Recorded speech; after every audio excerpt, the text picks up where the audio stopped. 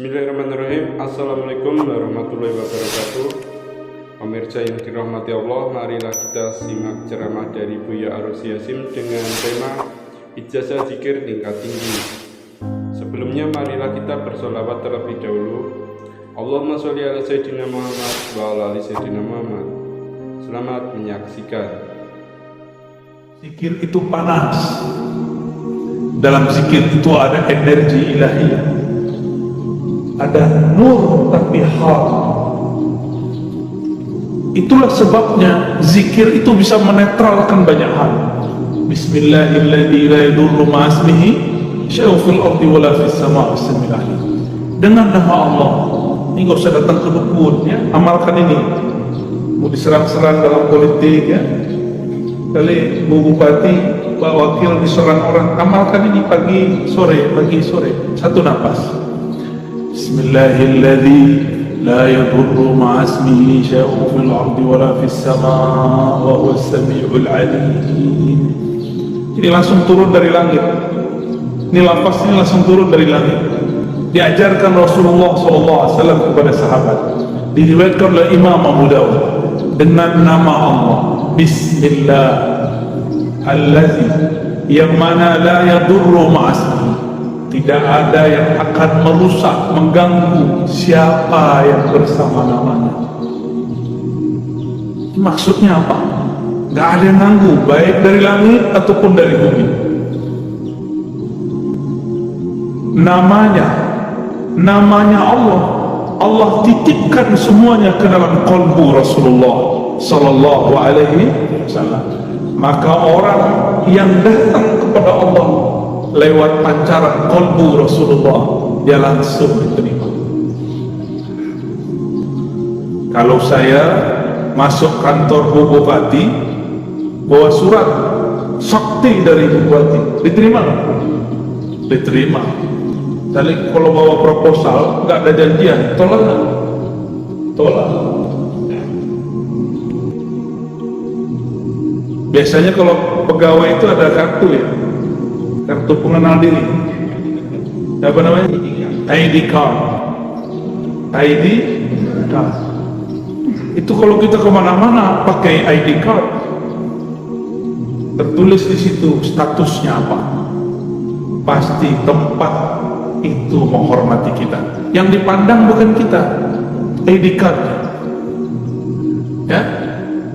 Siapa yang membawa nama Allah, siapa yang bersama Rasulullah, maka dia akan dihormati di mana saja.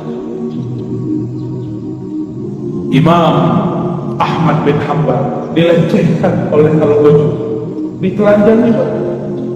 Itu Imam Ahmad bicara kepada Saruk, wahai Saruk, tutuplah aurat, takutlah kepada Allah, engkau mempermalukan aku. Langsung nangis itu, diturunin lagi oleh Al-Ghazali, enggak turun-turun. Al-Ghazalinya takut. Mulai Al-Ghazalinya takut Pak. Ayah Buya Hamka mau dirampok oleh penyamun dulu di tengah jalan. Dulu kan belum ada PJR ya, belum ada polisi ngawal kalau Ustadz jalan. Dulu ayah dari Buya Hamka namanya Syekh Abdul Karim Amrul mau dirampok, mau dibunuh oleh penyamun. Terus beliau bilang, tunggu sebentar, saya baca surat Yasin. Yasin itu nama siapa? Nama Rasulullah SAW. Terus ada teknik membacanya. Selesai baca Yasin, itu orang sudah sujud-sujud. Maafkan saya, bingung beliau. Ternyata ini orang melihat sesuatu ketika Syekh Abdul Karim membaca surat Yasin. Bisa begitu Pak, tapi kalau Bapak yang baca nggak ada yang aneh. Baik. Rasulullah SAW dieluk-elukan namanya baik di langit ataupun di bumi. Coba lihat, Sayyidina Jibril bolak-balik naik langit, tapi setiap kali sampai di langit pertama selalu tanya, "Mananta, ente siapa?" Itu Jibril. Jibril langsung bilang, "Saya Orang yang bawa risalah Nabi Muhammad itu buka langsung, sebut nama Nabi, buka langsung. Jadi pembuka pintu langit nama Nabi Muhammad sallallahu alaihi wasallam. Maka orang-orang yang hidupnya bermasalah, cobalah mulailah salawat pagi 100, sore 100, malam 100. Di setiap senggang, lagi di motor, lagi di mobil, salawat 100 kali. Jangan kurang salawat setiap hari daripada 500 kali lah. Sembari bekerja, sembari bergerak. Apa susahnya? Kenapa bersosial media tidak susah? Tapi bersosial media dengan Rasulullah susah. Kenapa kita mau jemput rezeki? Para rezeki itu ada berkah Nabi sallallahu alaihi wasallam. Rezeki terbesar umat adalah lahirnya Rasulullah sallallahu alaihi wasallam. Suatu kali Uwais Al-Qarni hendak pergi haji. Tiba-tiba ibunya mengatakan, "Wahai Uwais, jika engkau pergi, dengan siapa ibu?" Kata Uwais, "Baiklah ibunya, tapi tunggu sebentar, aku berikan semua perbekalanku kepada temanku yang sedang merindukan Rasul." Tapi dia tidak punya bekal, orang tuanya sudah tidak ada. Dihantarkanlah kepada orang tua. Entah dapat apa rasanya. Orang-orang berangkat, dia tidak bisa berangkat. Teman-temannya Uwais dan teman-temannya semua berangkat, orang ini gak berangkat. Tiba-tiba Uwais ketuk pintu mengatakan, "Wahai Tuhan, wahai sahabat, ini semua bekalku, aku berikan kepada engkau." Orang ini lagi sujud, ingin berangkat tapi tidak punya uang, ingin berangkat tidak punya kendaraan. Apa yang dia rasa? Lalu dia bertanya, "Lalu engkau bagaimana wahai Uwais?" "Aku masih punya ibu." Jika rindu Rasul sallallahu alaihi wasallam harus merawat ibu. Orang yang rindu Rasulullah tidak hormat kepada ayah ibunya, batal cintanya. Orang cium tangan guru tapi tidak cium tangan ayah ibunya, batal cium tangannya. Orang yang ziarah ke ulama tapi tidak ziarah ke ayah ibunya, batal cintanya kepada ulama. Betapa aneh sekarang, banyak orang baik ke gurunya tapi membentak ayah ibunya. Aneh. Masih punya ibu sebagian besar, ayah nanti pulang cium tangannya, ya. Baca sholawat ketika mencium tangannya. Semoga Allah ridha dan pasti ridha. Ridha Allah itulah kunci dalam tangan. Kenapa disebut ibu dan ayah itu kunci ridha Allah? Ridha Allah fi ridha walidain, karena mereka lah kita secara fisik, secara rohani kita ada karena rohaniah Rasulullah. Maka Rasulullah, Nur Muhammad, ruhnya disebut Ahmad, disebut Ummul Arwah, induknya semua ruh. Muhammad, nurnya disebut Abul Arwah, bapaknya semua ruh.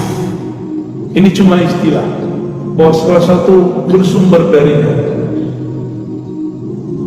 Inilah yang sering kita katakan ketika Allah menciptakan alam semesta. Apa yang Allah lakukan pada alam? Allah menciptakan alam ini supaya alam ini sempurna dengan menyembahnya. Allah tetap sempurna tanpa disembah alam. Allah ciptakan alam supaya alam itu sempurna dengan menyembahnya. Disebut dalam Quran liya'budun, untuk menyembah. Siapakah yang paling sempurna menyembah Allah? Rasulullah SAW. Siapakah yang paling kenal Allah? Rasulullah SAW. Maka yang dimaksud dalam ayat ini, tidaklah aku ciptakan jin dan manusia illa liya'budun, kecuali untuk menyembahku sebenar-benar menyembah, mengenalku benar-benar mengenal. Itulah sosok Rasulullah Sallallahu Alaihi Wasallam. Jadi ayat ini berbicara tentang Rasulullah Sallallahu Alaihi Wasallam. Jadi jika ada orang mengatakan tidak usah buat maulid, tidak usah buat zikir-zikir, gak usah buat zikir jamaah, gak usah buat manaqib, tugas kita ibadah, ya itu ibadah. Dan ibadah yang paling tinggi adalah as-salawat ala Nabi Sallallahu Alaihi Wasallam. Ini saya ulang-ulang ya, supaya masuk ke alam sadar kita dan alam bawah sadar kita. Allah sholatnya,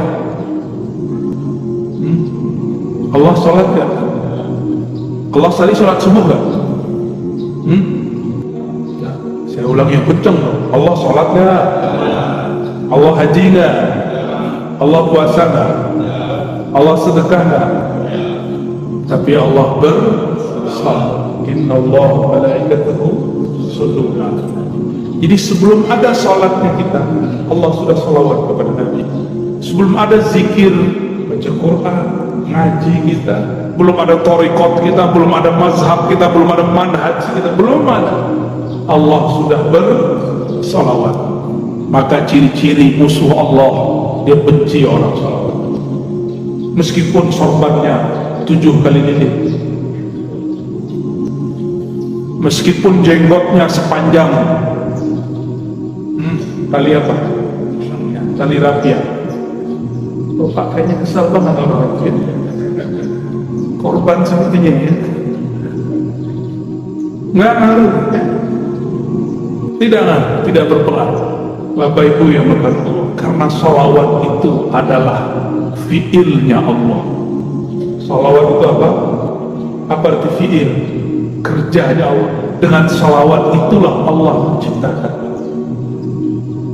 Salawat itu artinya cinta dan kasih sayang. Maka kalau kita salawat, Allahumma salli ala Sayyidina Muhammad, apa artinya?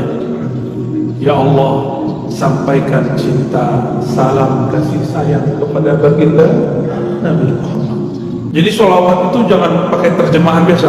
Ya Allah beri salawat ke Nabi Muhammad. Itu bukan memaknai, itu namanya translate, menterjemah. Berselawatlah dengan rasa, berselawat dengan rasa.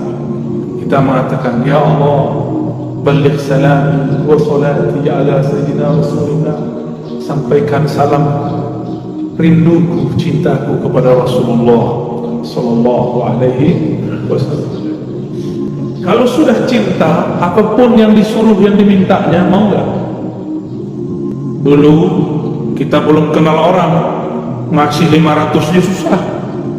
Sekarang sudah jadi pasangan, mau dia minta 5M, kalau ada kita kasih, kalau nggak ada salawat. Jamaah subuh yang diberkahi Allah, bahkan subuh ini ada karena salawat kepada Rasulullah Sallallahu Alaihi Wasallam. Wasubhi idza tanaffas, begitu ya, demi waktu subuh yang berhembus, yang bernafas. Jika Allah tidak bernafas dengan salawatnya, maka bunyi nafasnya Allah salawat kepada Rasulullah Sallallahu Alaihi Wasallam. Maka niatkan hidup ini untuk bersalawat kepada Rasulullah. Inilah yang disebut takhallaqu bi akhlaqillah. Tirulah fiil-fiilnya Allah, tirulah akhlaknya Allah. Allah itu mencipta alam terhadap salawatnya karena cinta kepada Rasulnya. Maka beramallah karena cinta, bukan lagi buat maulid, buat manaqib karena ada hajat. Pak Kiai, Pak Ustaz, doakan saya bisa beli apa? Beli rumah. Pak Kiai, doakan saya beli mobil. Pak Kiai, sama lah kau dengan onta ya. Onta datang ke Nabi, ya Rasulullah, perutku lapar, tugasku banyak, tuanku nggak tahu diri. Onta datang nangis, yang dikadukannya bukan ya Allah Rasulullah izinkan aku bersamamu, nggak ada dia ngomong gitu. Onta, paham onta? Si kayu ngomong, aku ingin di surga aja.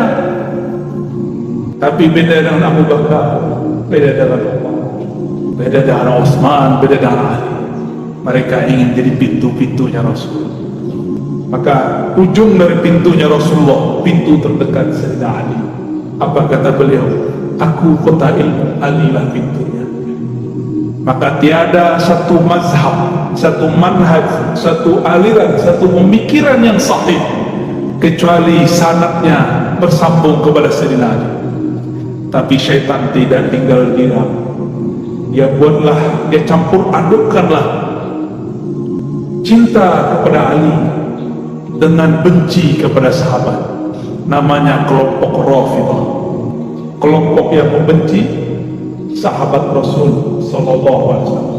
Ya, kita cinta Sayyidina Ali, cinta juga sahabat Rasul. Ini perbedaan kita dengan Syiah Rafidhah. Mari berguru kepada orang bersama, nanti bersambung kepada Sayyidina Ali. Lebih kurang itu pengantar rindu yang dapat saya sampaikan.